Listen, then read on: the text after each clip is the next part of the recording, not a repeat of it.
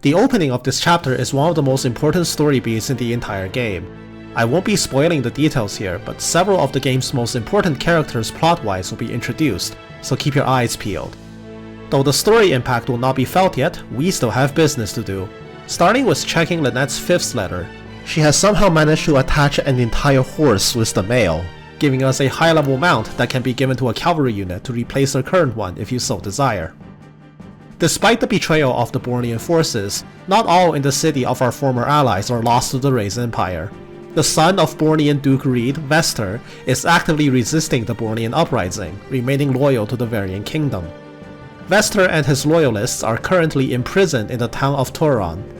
Rhys believes that Vester's rescue can be a ray of hope in returning Bornea to the fold, and so the Sinon Knights make for Toron with Mamelian's blessing. So begins Chapter 7 Main, Rescue Mission. Objective: break Vester and his men out of jail, then have everyone escape within 24 turns. This is one of the simpler main story missions, but it doesn't mean we can slack off.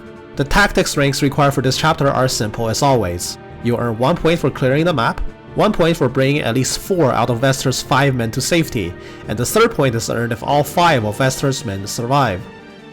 The prison is the massive fort complex in the middle of the map, while the escape route is top left through a village filled with enemies to stop your retreat. The way to the prison is guarded by a set of 3 doors. Doors have 100 HP, have 0 defense and a void, meaning you will always connect hits on doors. Your units can also hit doors really hard and critically strike them, or even proc offensive skills like Adept on them. Thieves, as always, can also open these for free. Behind each set of doors lay a group of enemies that you have to clear, and before the final door are the 2 bosses of this map, the Raiz Priest Gilgamesh and the Armored Knight Nielsen. Gilgamesh is the scarier of the 2 with a 3-range Swarm Orb, but Nielsen is blocking the 1-tile choke point and is designed to stall you by tanking all your hits. The extremely confined area of the prison fort makes bringing your entire army inside impractical. I would recommend leaving a small elite force focused on breaking Vester out of prison, while having the rest of your army head west to clear out the village to secure Vester's escape after he is freed.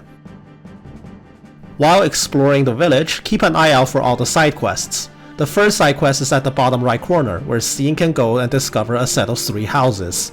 The bottommost house is for the side quest, where you can find the knit cap, but there are 2 additional houses that can both be searched as well. Both of these searchable houses will have a bandit inside, but once combat clears, the 2 houses will give you a bag and a treasure, 2 welcome additions that you definitely should get as soon as possible.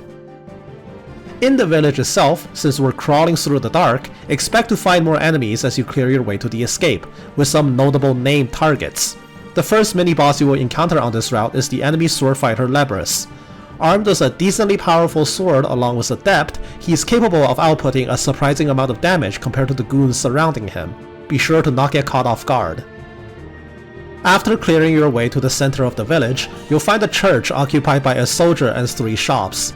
The church tile provides a sizable amount of passive healing to anyone standing on top of it at the start of the turn, while the 3 shops will each sell some useful things. You may not have enough money to get everything, and nor should you in all likelihood. There are some things that you definitely need though. The material shop sells 2 crafting materials that you must buy to finish the atelier crafts, as well as an additional bag for more inventory slots. The potion shop has a single liquid vitality stat booster, and the weapon shop sells some semi-rare weapons and ammunition, including killer arrows.